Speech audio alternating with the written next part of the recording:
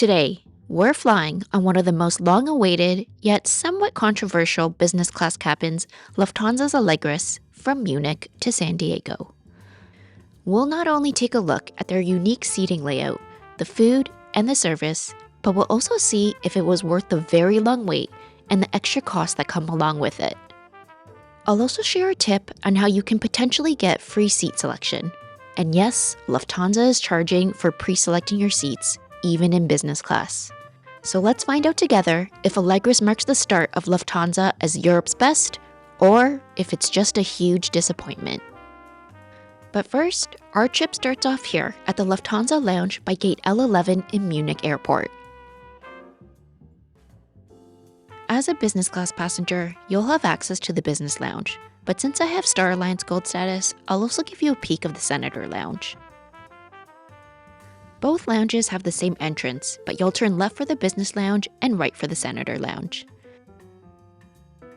This is what the business lounge looks like. It has everything you'd expect from a lounge: various seating areas, a full-service bar, self-service buffet, as well as self-service beverage station.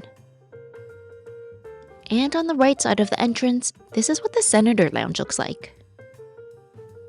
It's a bit larger and happens to be a lot less busy compared to the business lounge today. There's also a full-service bar here, as well as a self-service buffet area. Normally, Senator Lounges are supposed to be a level up from business lounges, especially when it comes to food and beverage offerings. But I found the food and beverage offerings to be very similar in both lounges here in Munich. While I was here, I did get a chance to check out the shower rooms. And here's what they look like. There was also a rainfall shower head in the shower, and it was also fully stacked with soaps, lotions, shampoo, and conditioner from French brand L'Occitane. Alright, so that was the lounge, but let's get to boarding now because I am super excited to finally get to try out Lufthansa's Allegris. Today, we'll be boarding out of gate L25, and I did come to the gate a little bit earlier so that I could watch our A350-900 pulling up to the gate and getting prepped for the flight.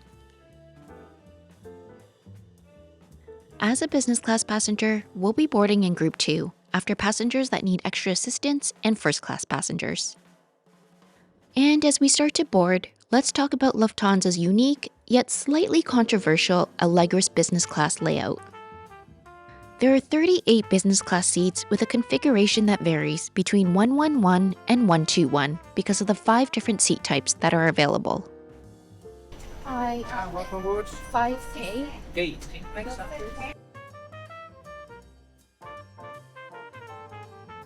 The first seat type is the classic seat. There are 12 classic seats, and these are actually the only seat type that don't have an extra fee to pre-select. Then there are the 10 privacy seats where the seat is next to the window and the side table is next to the aisle. The third seat type is the extra long bed seats, and there are 4 of these. They're basically like the classic seats, but longer, so good for tall people. The fourth seat type is the extra space seats. These are the throne seats in the center section, and there are 4 of these as well. And the fifth and most expensive seat type is the business suites in the bulkhead rows, and there are 8 of these. They have much higher walls and are the only seats that have a fully enclosed door. Now the price to pre-select your seat varies depending on the length of the route. If we go onto the Lufthansa website, they list the different seat types and the cost for each seat type based on distance category. As an example, the business suite pre-selection fee varies from €400 to €600 depending on the length of the route. Since our flight today is considered intercontinental long haul, the business suite would cost €600 to pre-select. And you can see you can look up the prices for each of the seat types and route lengths. You'll also be able to see the seat prices for your specific route if you go to try and select your seats online beforehand. Since I booked this flight through Air Canada, the prices are listed in Canadian dollars. Today, we're sitting in seat 5K, one of the privacy seats. Normally this seat would have a cost of 255 Canadian or €170 based on this route length to pre-select, but I was able to snag it for free. You can get free seat selection if you're willing to wait to check in at the airport. There is one caveat though to the free seat selection trick, which I will talk about at the end of the video when we go through the cost of the flight. Our privacy seat today has the seat next to the window and the side table by the aisle. The layout is actually identical to the United Polaris odd number seats if you've ever sat in those before. There's a storage locker above the side table, and inside the storage locker you'll find a bottle of water, the headphones, and the amenity kit. There's even a small hook for you to store a pair of glasses as well. Below the storage locker, there's a universal power port, a headphone jack, a USB A and C ports. The side table also has wireless charging built into it. And while this aircraft didn't have any air vents up above, the seats do have their own personal air vents by the headrest, which I personally enjoyed since as a short person, it is much easier for me to reach. This is what the footwell space looks like. It's very generously sized, no squished feet here. There's also a leather armrest that moves up and down as needed. I did think that the leather was a nice touch. It definitely made the seat feel more premium. There was also this small bag waiting for us at the seat that had some salted cashews inside. The FA also stopped by with a welcome drink. There was a choice between water, champagne, and Lufthansa's signature aperitif, the avionic. I chose the avionic. It has notes of peach and citrus and was delicious. And of course, we were also given a hot hand towel. Shortly after the safety video plays and the plane takes off, it's now time to take a look at the menus. First, here's the menu for the main meal as well as the pre-arrival meal. The aperitif, which is the avionic we had for the welcome drink, as well as the champagne. The wine list, and of course, being a German airline, there's plenty of beer to choose from, as well as liqueurs, spirits, and non-alcoholic beverages. You could also pre-order your meal online, and if you pre-order, there are 6 additional menu items to choose from. About an hour after takeoff, the FA stops by to offer drinks as well as a welcome snack. I decided on a glass of champagne, which was a vintage 2014 Henriot brew. The welcome snack was a small container of cheese, olives, and sun-dried tomatoes. In the meantime, let's check out the lavatory. There are 2 lavatories shared amongst 38 business class passengers. I have to say that I think Lufthansa did a really good job with these lavatories. First, there's a foot pedal to open the garbage bin, which I always love to see. It was also fully stocked with L'Occitane hand cream, mouthwash, body mist, and refreshing towels.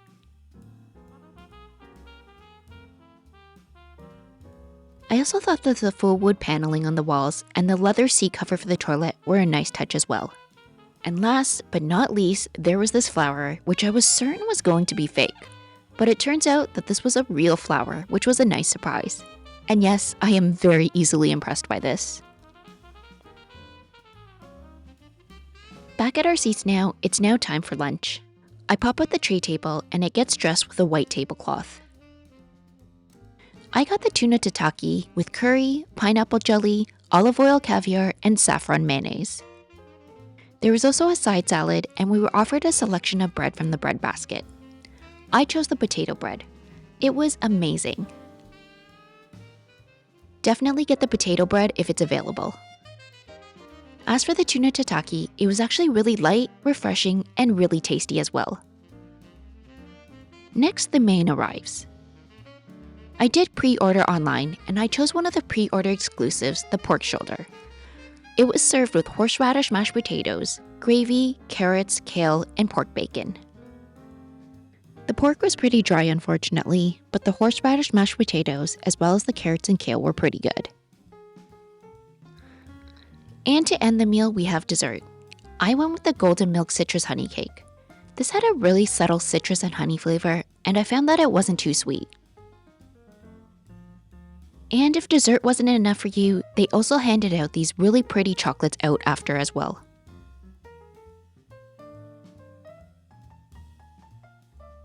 Now that lunch is done, let's check out the amenity kit.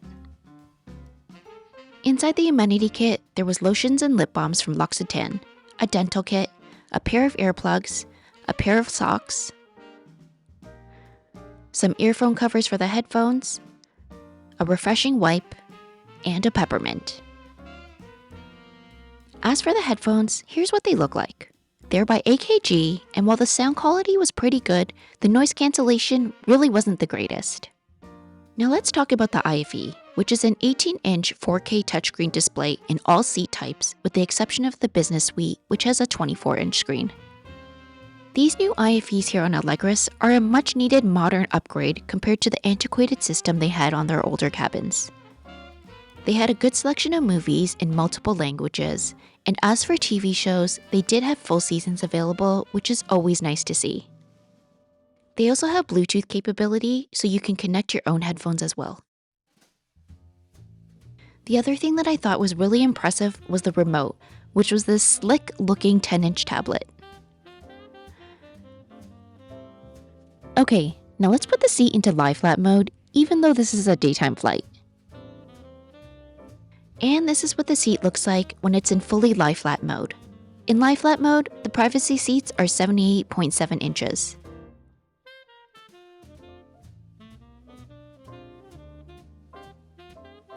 Now let's take a look at the bedding. There is a mattress pad, and this is what it looks like. It's reasonably thick, and it did make the bed extremely comfy. There's also a pillow, of course, and it was pretty fluffy. And of course, a blanket. The blanket was pretty thin, but it was enough to keep me warm. As for the footwell, this is what it looks like when the seat is in lie flat mode. And as you can see, it's still very spacious. And of course, as always, here's a demonstration of what it looks like if you wanted to sleep, even though this was a daytime flight and I wasn't tired at all. As for snacks, if you get hungry throughout the flight, the FAs did walk around periodically and offered trays of miniature sandwiches and desserts. I decided to try out the roasted red pepper and goat cheese sandwich, and it was pretty tasty, even if it was a little bit bread heavy. I ended up taking the top slice of bread off. Alright, now before we get to the pre-arrival meal and landing, let's talk about how much all this cost, as well as the one caveat you need to be aware of when it comes to the free seat selection trick. Okay, so as always, let's talk about cost. So I did book this through Air Canada using points, and one way between Munich and San Diego was 90,000 Air Canada Aeroplan points plus $269 Canadian in taxes and fees. But there is a little bit of a backstory with the seat assignments that I need to caution you all about. So as we discussed earlier, if you wait until checking in at the airport, if there are any of those seats that normally come with an additional cost still available, you can actually book them for no additional cost for free, which is how I ended up in my seat right now. But the backstory is that I actually was originally able to book seat 2A for free. So 2A is one of those really nice looking massive business suites that are located in rows 2 and rows 8, the ones that normally come at an additional cost of $900 Canadian or 600 euros for this particular route. And I was really, really excited, obviously. I got my boarding pass. It said 2A and everything. Didn't cost me a cent. I was really, really excited.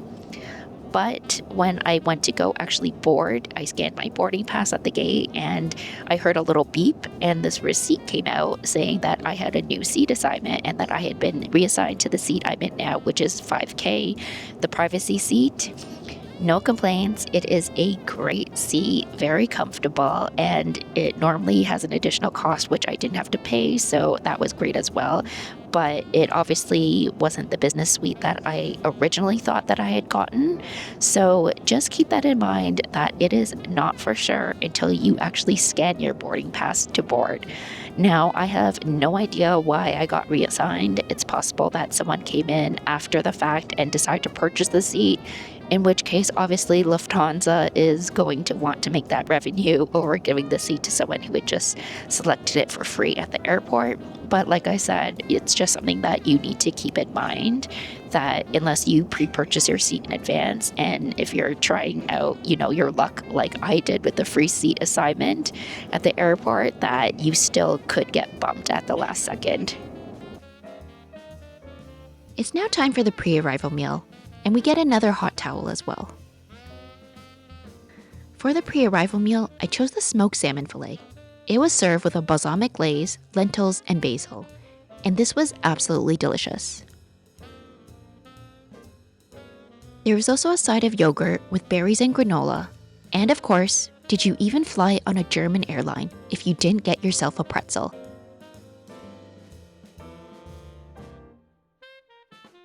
And of course, because this is Lufthansa and they love to give out chocolates, they handed out another box of chocolates as a farewell gift from Swiss chocolate maker Lindt.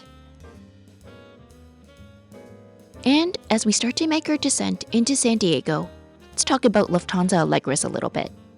Lufthansa originally announced Allegris back in 2017, but after facing numerous delays, didn't actually get released until 7 years later in 2024. So needless to say, it was a long time coming. And while there is no denying that the new seats are a vast improvement over their older business class cabins and definitely modern and beautiful, I personally don't find it to be particularly mind-blowing. Personally, I'm not a fan of the fact that they have so many different seat types. On one hand, having a lot of seat types does cater to many different types of travelers and needs. On the other hand, I feel like this is one of those situations where if you cater to everyone, you actually cater to no one. The biggest downfall though to having so many seat types though is that it means that the passenger experience can vary greatly depending on which seat you're in. I'm also even less of a fan of the fact that there is an upcharge to pre-select most of the seats. While I'm sure this generates a lot of additional revenue for the airline, as a customer, I find it to be a bit distasteful because it's giving basic economy vibes where they just want to nickel and dime you for everything. Again, while the seats are lovely, I can't say that there's enough here that I would purposely seek out Lufthansa over other airlines. But let me know what you think about Lufthansa Allegris. Do you think the prices to pre-select your seats are reasonable or no? And if you've enjoyed the video, please do like and subscribe so that we can fly together again soon.